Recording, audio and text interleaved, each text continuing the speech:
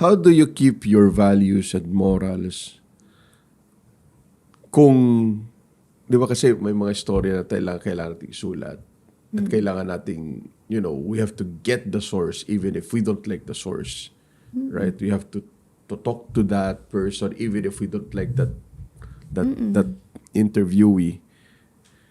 Paano mo sinisiguro na intact pa rin yung morals and values mo? Na hindi kanya... Regardless naman kasi 'di ba sabi nga nila, I may not agree with what you say or what you want to say, but I will defend your right to say it. Parang ganun. Kahit ayaw mo yung sinasabi mo niya, bilang journalist, kailangan mo yung side niya. You have to be fair. Sabihin natin ang side niya. Yes. Pag Sana ganun lagi. Pag naisulat na, let the people, the readers decide. Ito yung sinabi niya.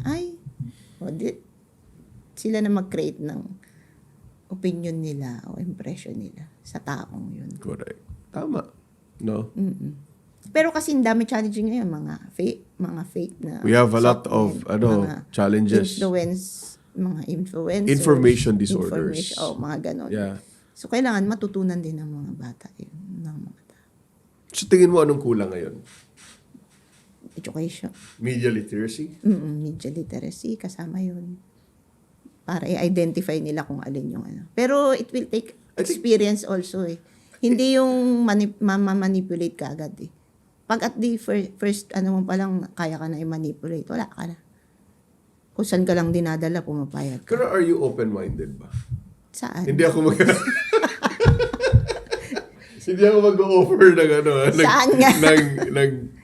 Open-minded ka ba na parang, for example, you are anti to a person to, let's say, a leader today. You're against him because you don't like him, you don't like his pronouncements on TV, his interviews, kung ano sinabi mo. But because ikaw na-embed doon, nakilala mo yung tao, naging kaibigan mo, tapos naintindihan mo, nagkaroon ka ng understanding sa hindi lamang values, kundi yung goals niya, objectives niya. Na-realize mo pala, okay pala itong taong to. Do you, na-change ba yung mind mo? Na-change ba yung mo sa ganon? Nasisway ba opinion mo about that person? Let's just say may mga instances na naisulat ako na sa negative light pero nakuha ko yung side nila. Di naintindihan ko rin. So, inilabas ko rin. Na-adversarial ako sa kanila. Nung una, adversarial ko. Ngayon, kaibigan ko na sila. Lahat ng mga naging Hindi naman sa paniniwala, pareho pa rin naman ako.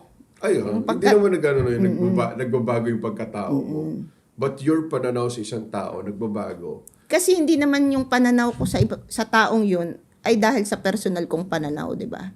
Nung isinulat ko lang naman na ito yung na-involve siya sa ganito, sa ganyan. Nasulat ko lang naman ganun. Nakuha ko yung side niya, di naintindihan ko. Tsaka siya, nagtatrabaho lang. Ganun.